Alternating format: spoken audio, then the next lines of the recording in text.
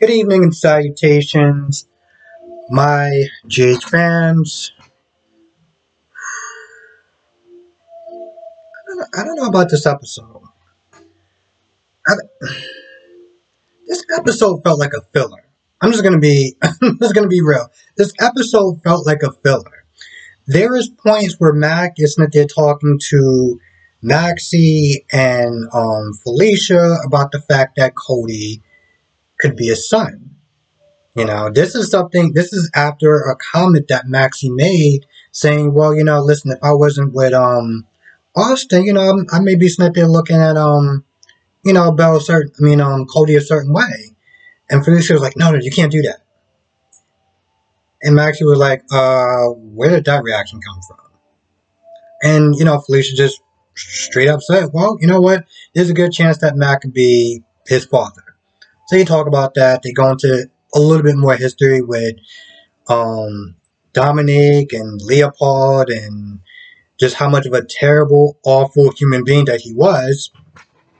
Mac had just finished questioning Austin and Britt, specifically about Cody.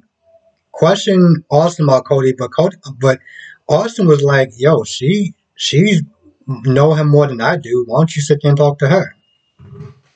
So Max was asking questions about, Cody to Britt, and Britt is like, "Where are you going with this?"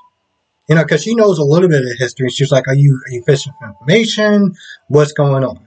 But he just kind of stops it right at that point. He goes back to the house. He goes back to the house, talking to, apartment. And he starts talking to, Maxie just comes up and he's like, "Oh, is it possible that you could be Cody's father?" And then she's like, "Oh, wait, y'all didn't discuss it yet or whatever." So now Mac has this whole, I don't want to sit there and say self-doubt part, but again, they really kind of go more into Leopold, and the fact that, Dominique couldn't have known because, she was locked up in Ferncliff or Shady Brook or wherever they send, mentally health. I'm trying to be nice about it. I don't, screw it. Crazy people. Done. And to be fair, not just crazy people, but people that do have mental health issues, that's where they usually send them at. But, now at this point, Mac is just like, he doesn't even know if he wants to open up that can of worms as far as, I don't know, maybe feeling bad that, he had a son that he didn't know he had, and should he even sit there and disrupt his life, and, what would he even really say to Cody or anything like that. So there's just a lot of self-questions and self-doubt and not really too sure. And I don't know. I'm not going to lie. I felt like that scene lasted way too damn long. Another scene that just seemed like it was like, Dante moving in Sam's place with Cody. So it was nice a little bit, and Dante had like a mat, and Sam was like, "Oh, we'll put it in rotation or whatever." I'm like, you could just say that you don't want to use the mat, and I'm pretty sure you wouldn't be upset about that. But Sonny comes in there later on, has a conversation with Cody about, whatever he's doing to press Spinelli. He's like, this needs to stop. As far as like exploiting him or whatever. So Cody's like, listen, it's fine. I'm gonna stop all that. He's not going to be getting any more trouble from me. I don't know exactly how true that is, because what Spinelli is doing,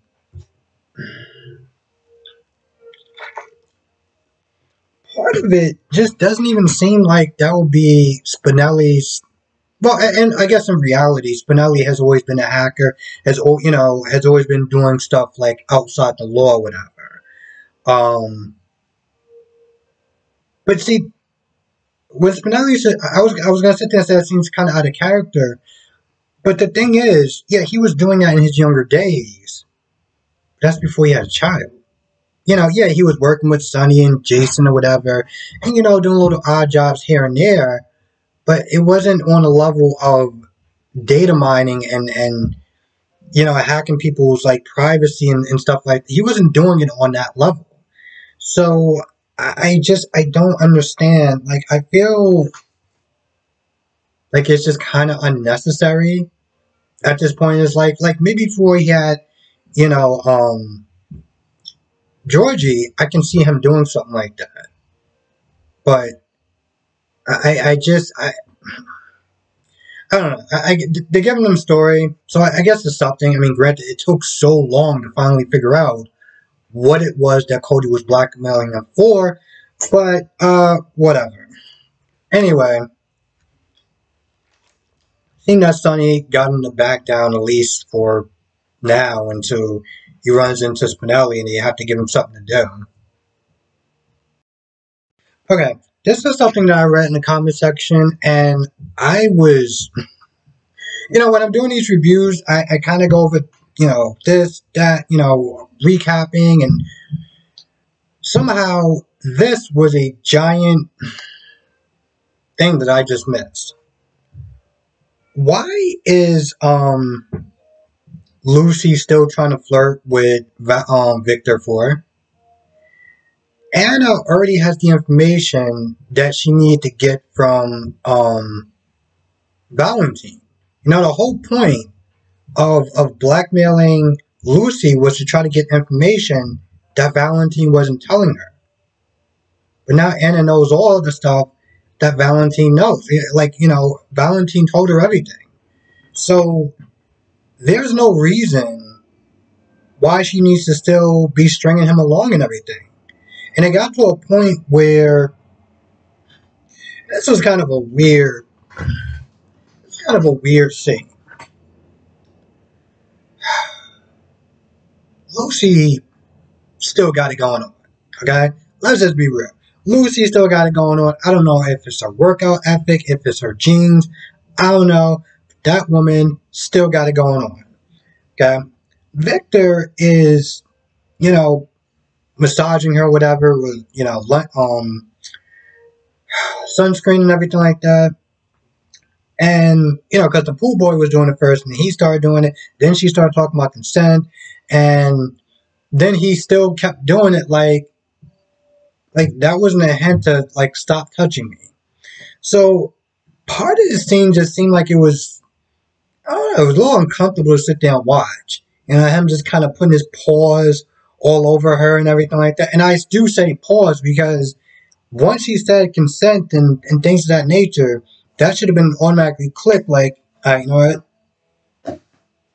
But he keeps touching her, and at one point he's like, oh, you're backing off, you're trying to come up with excuses not to go out with me and stuff like that. And so finally she agrees to go out. But now Victor's like, well, I don't like my time being wasted. And he grabs her arm.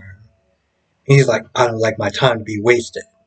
And he walks off, and later on, Lucy confronts Anna, and she's like, yo, listen, I'm out, I don't want to do this anymore.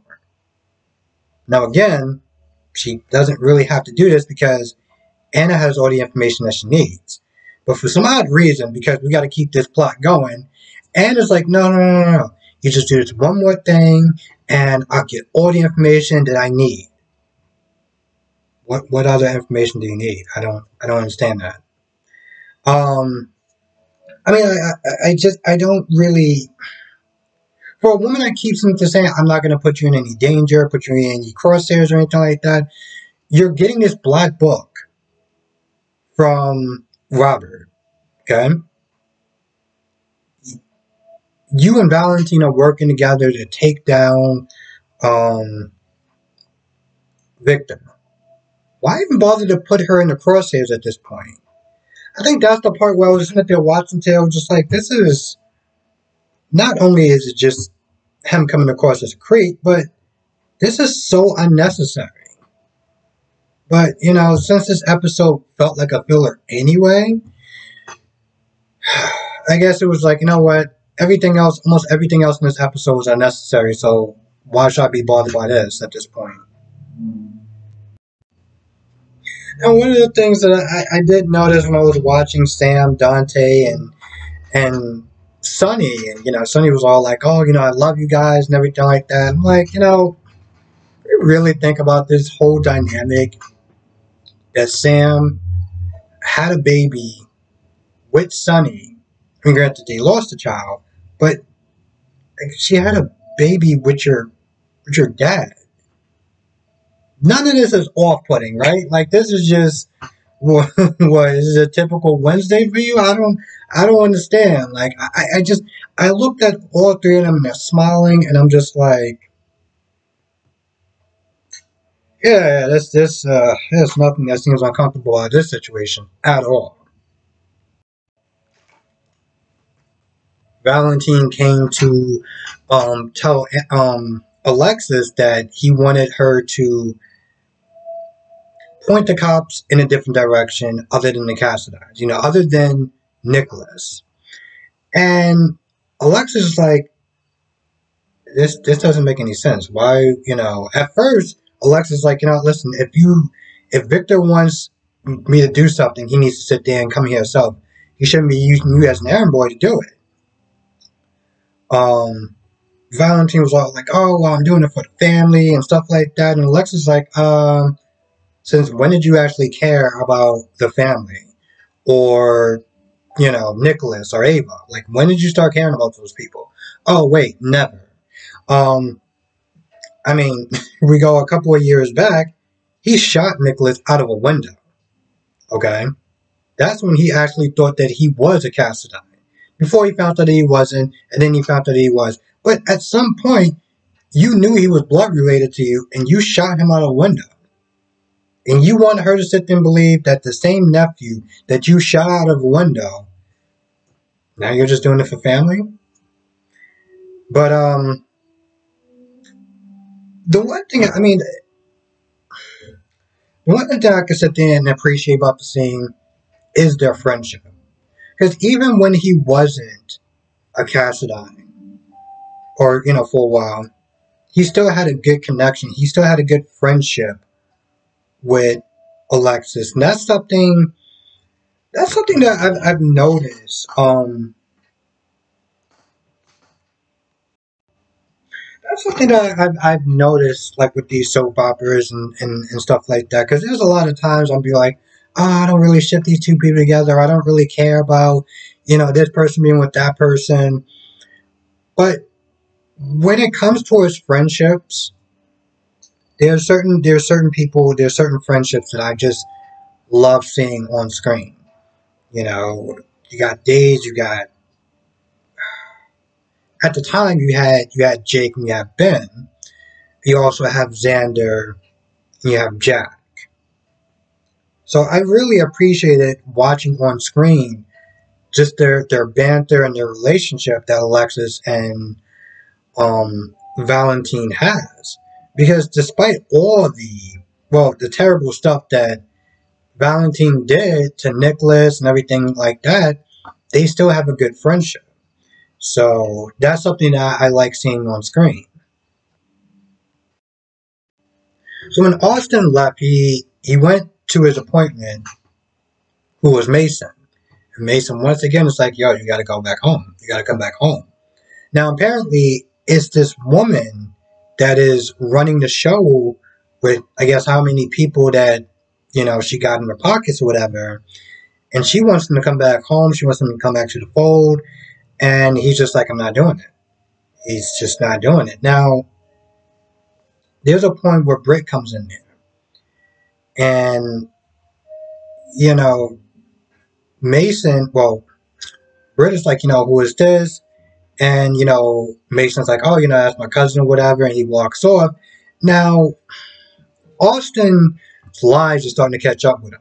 Because at one point, Britt was like, oh, wait, before you said you didn't know that guy, but now he's your cousin. Like, what's going on? And he said something along the lines of, oh, well, that's family, but that's not somebody who I would consider family or somebody I don't want to be associated with. Now, instead of her being like, why are you lying to me for? And instead of really pressing this, because of her relationship with Faison and stuff like that, she's like, oh, yeah, no, I know what that's like. And she just lets him walk off. And I'm just like, whoa. This dude just literally lied straight to your face about not knowing this guy and then being like, your cousin. I mean, if he's lying about small things like that, what other things he may be lying about. Your chief of staff, that's one of your employees, and they're lying to you about basic things that, in reality, like, anyway, she talks to Cody and she's like, what's going on with you and yada yada yada about Mac and everything, and I think it just kind of ends there. I don't know. Just don't know. And I didn't sit there and say this. Well, I haven't really. I said this on Sunday, but I didn't say this since. So, Ross James, JRJ Media, we did a video. And one of the questions he was asking me, what is it that you like about the soap opera? And for me, it's the characters. It's the characters. Because stories can go up and down. I feel like that's about it in the review anyway. Stories can go up and down. They can be really great. They can be really boring or whatever. And, I'll sit there and even see it in the comment section. Oh, this episode wasn't really that great. It was kind of so-so. It was a little kind of boring. But at the end of the day, we all still watch it. Still watch it because of the characters. Britt, Mac, Felicia, even though sometimes Felicia can... Maxie. We watch the show because of the characters. So a lot of times, even when I'm saying things like, oh, this episode wasn't really that great, it was kind of boring, and I know there's a certain level of negativity that somebody brought up, along with bringing up, apparently, that I'm a Brock Jr. Yeah, that's... I can't get over that comment. It's so weird. I've been called so many different things before, and usually, I'm just like, whatever, or... Okay, that may bother me for a little bit, but eventually I'll sit there and whatever. But Brock Jr., that's a new one. But this person also was to talk about I was being kind of negative and the picnic stuff. But I can't help it. If an episode isn't really good as far as storyline goes, I gotta say something. That doesn't mean I don't like the show. Like I said, this episode was a filler. But the one thing I did appreciate about it was the characters. Now, I didn't do a B&B review yesterday because, there was really nothing to talk about. And the only character that I actually like on that show is Deacon. Also, by the time I finished watching it, it was super late. But this just goes back into my love for the show because of the characters. I'll sit there and do a review if the episode is so-so because characters. I don't know where I was actually going with this. I'll just tell you, I think it was somewhere along the lines of, even though I said this episode was a filler, and there's a little bit of negative, look at it. Still love the characters, so still works. Yesterday's episode was so much better. I really hope they get Chad Duell back in there because I cannot sit there and take these flat, for me personally, these flat scenes. And they're flat scenes to me because, Chad Duell is not doing them. Anyway, with that being said, I'm going to go. I want to thank you for watching. Be safe. I know this video came a little bit kind of late. Had some stuff to sit there and do earlier throughout the day. I'm going to try to do my review a little bit earlier tomorrow since I'm actually off. And the next day after that, I got to be up at the crack of dawn. Literally. So anyway, with that being said, I'm going to go. I want to thank you for watching. Be safe, and I'll see you in the next video.